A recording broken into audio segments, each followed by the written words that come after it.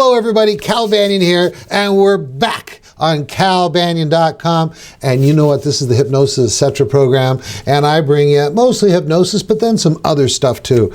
Let's see here, I'll tell you what we'll be getting into. I'm starting a new series. This new series is called Some Things I Wish I Would Have Knew from the Beginning. Some things that I wish I would have known. Man, I mean, like from the very beginning of the time I came into this profession, and or at least earlier on in the profession. Before I get into that, let me get into some really quick, important announcements. Well, in case you didn't know, I'm Cal Banyan. I'm known as the authority on hypnosis that works. I am the person that put together the 5-path hypnosis, what shall we call it, system, where we go from one phase to another, and it's a universal approach to working on just about anything that would walk through your door. I'm also known for 7-path self-hypnosis, mind, body, spirit, form of self-hypnosis. It works like the very first antivirus software for the human mind, helping you to deprogram yourself and program yourself for success, and much more.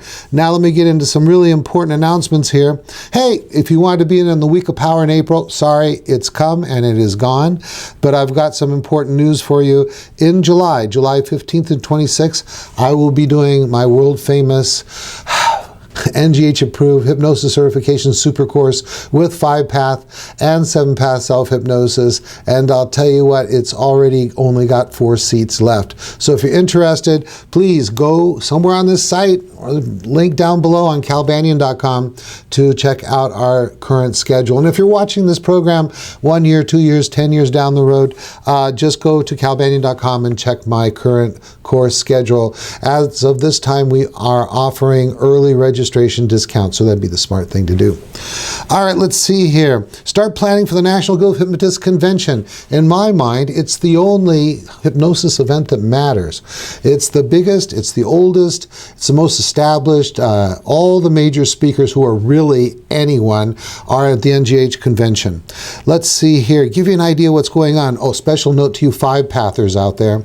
Remember, we've got the Thursday night before. We take over the entire events restaurant, and we go in there and we have our 5-pathers get together, which we talk about what's going on, and we give out some awards, and you guys get to see each other. It's the best way ever to start the convention. Then on Friday, I've got the Universal Patter script, where I teach you about one script that would, gosh, work for just about everything. Then Saturday, I give 5-path, the quantum leap for hypnosis success, a systematic approach. And so I give a really good overview of how 5-path works. Then on late Saturday afternoon, parts mediation work brings success when everything else has failed. Easily overcome secondary gain and complete the journey of success. Then this is the biggie. Post-convention, 3 days. You know that I am an expert, and 5-pathers are experts on hypnotic age regression. Because of popular request, years ago I put together a 3-day certification course for hypnotic age regression work.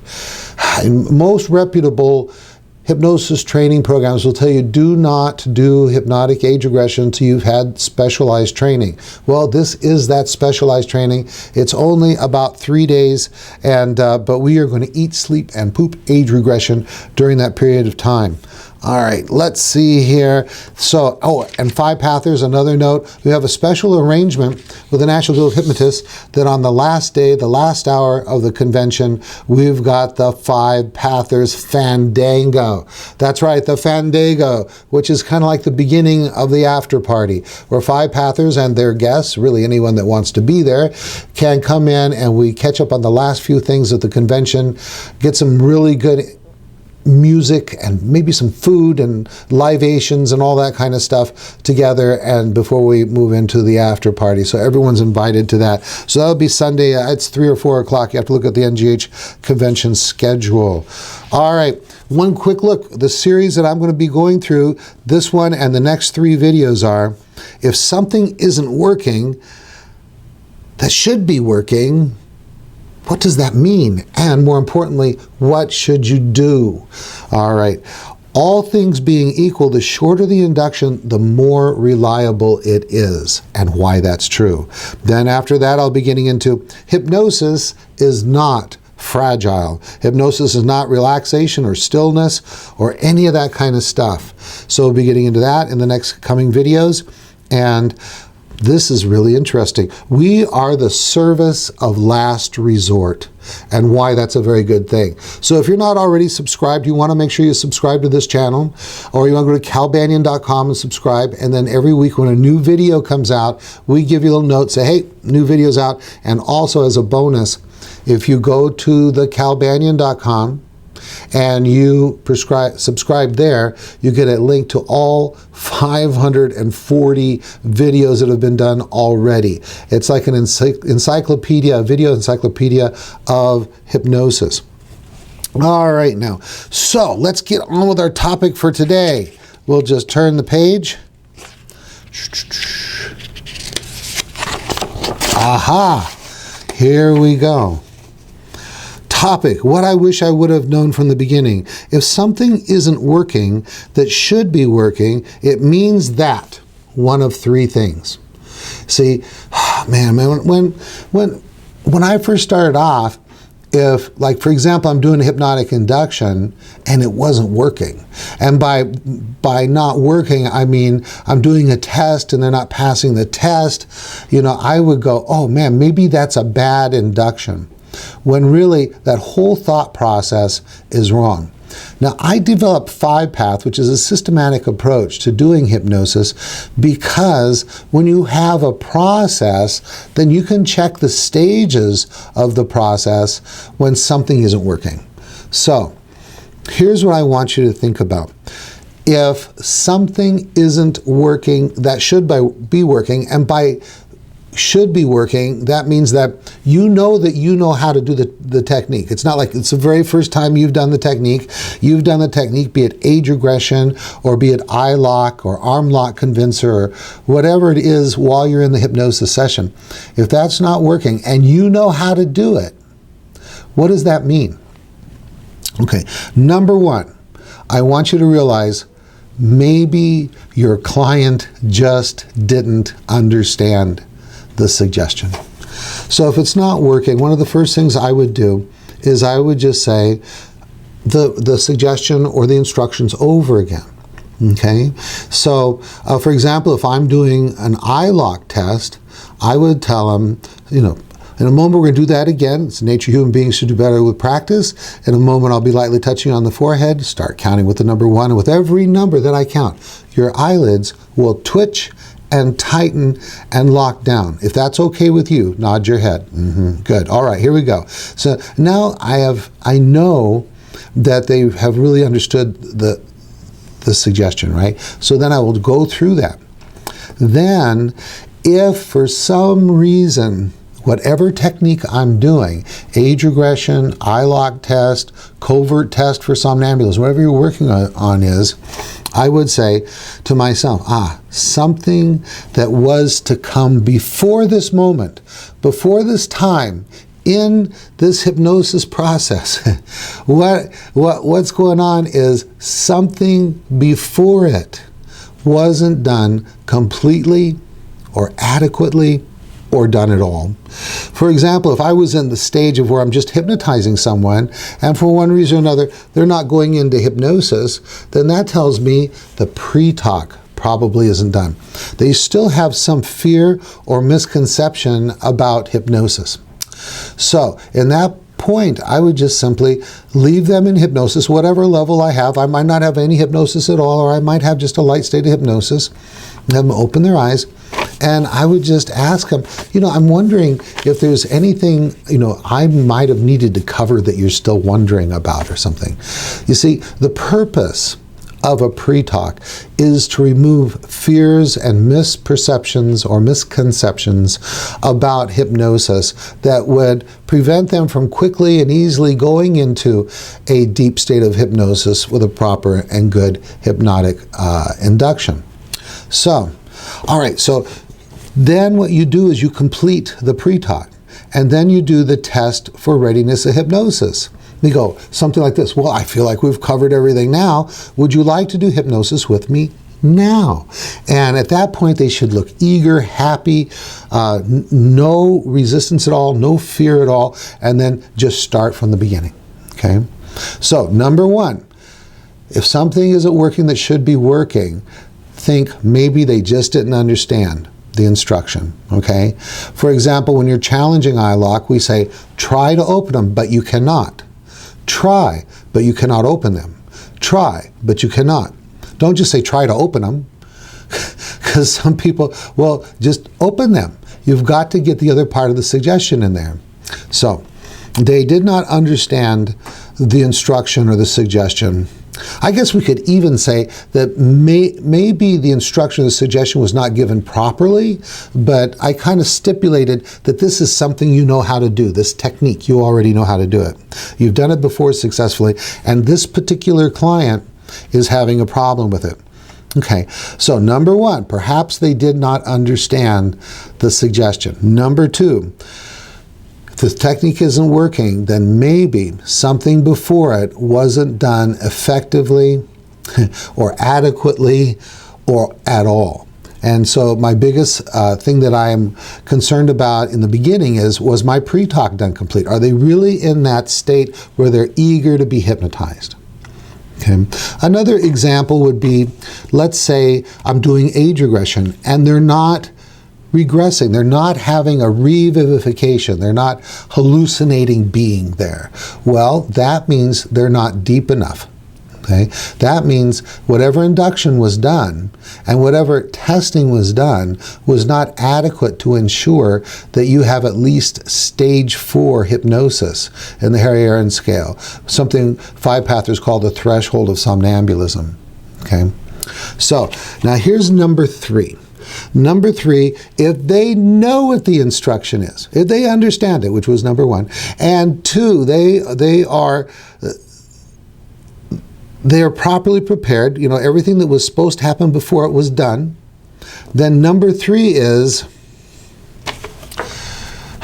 they've become non-compliant. They're deep enough to do it. They understand the instruction, but they're just not going to do it. So, for example, maybe they refuse to age regress. Maybe they refuse to test eye lock. And in that case, we have determined that we have a non-compliant client. So what do you do with a non-compliant client? You can do nothing with a non-compliant client. So I'll tell you what we do next. Now, I've mentioned this on earlier podcasts. It's called the talk. I leave them in whatever level of hypnosis they're in. I don't emerge them. I say, open your eyes. We need to talk. Okay.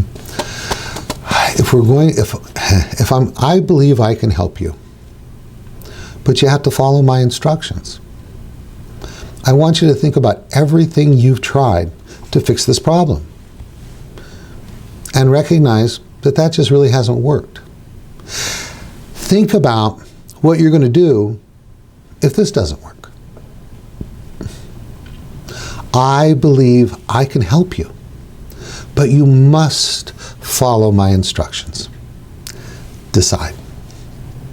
And then you be quiet and give them all the time they need to decide. Because if they remain non-compliant, you can't help them. They need to follow your instructions. If you say, take a deep breath and exhale, they need to take a deep breath and exhale. If you tell them to send a feeling of relaxation through their body, they have to do their very best at that. If you tell them that as, you know, in a moment you count from 3 back to 1, you'll be back in an earlier time you felt that way, and they understand the instruction, and everything has been done properly up to that point so that they are deep enough, and then you give them the instruction and they refuse to go, there's nothing you can do. Okay? Now, here's the deal. This ultimatum, and it is an ultimatum. Ultimatums get a bad rap. Sometimes I call it ruthless compassion. I really want to help this person, and the only way I know to help them is my way. They got to follow my instructions, and I need to get that across to them in a caring and professional way. So it goes like this, once again. Open your eyes, look at me. Okay? I believe I can help you, but you need to follow my instructions. I want you to think about everything you've tried. Obviously, it hasn't worked or you wouldn't be here. I want you to consider your options if you don't do this work. Not so good. I believe I can help you, but you have to follow my instructions. Decide. And then you be quiet, give them all the time they need. Now, so far, that's worked for me every single time. They have opted back in. And all of a sudden, the person that says, I can't see anything, or I can't do that, or I don't remember anything before the age of 15, all of a sudden, they say, okay, and I tap them on the head and go, 3, 2, 1, be there. And it works. It wasn't that they can't. If they understand the instruction, and if they've been properly prepared, at the right depth, if you've done everything you need to do up to that point, and they don't go, it's not that they can't, it's that they won't. And once you get them to the will instead of won't, I will, okay, then it just starts working just like that. Now, I will stipulate this a little bit. 2 things you got to remember: that you have to really be willing to not see that client. I mean, if they are non-compliant, you have to send them on their way. And that needs to be in your tone, that it's like, I need you to decide. And if they say, I can't do this or I can't do that, and you say, well, I really wish you well. I hope you are able to find some way to take care of this problem. If you change your mind, I'm right here. I'm happy to work with you. Okay? I've had 2 people do that. But Cal, you said that's worked for you every time. Yes. I've had 2 people say, I can't do that, and I let them go. And then they came right back in. It might have been a day, or it might have been a week, or it might have been a month. But then they came back and they said, okay, I'm ready. Beautiful. Instant induction, quick deepening, instructions right where we left off, and boom, all of a sudden they can do it. So if they understand the instructions and you've done all the preparatory work, then what happens? They need to be compliant. That's the magic 3 things. All right. Boy, I wish I would have known that back in the beginning. Okay, I got some more topics coming up to you. I want to see you in class. We got July class coming up. I think that's about it for now. Cal Banyan, signing off.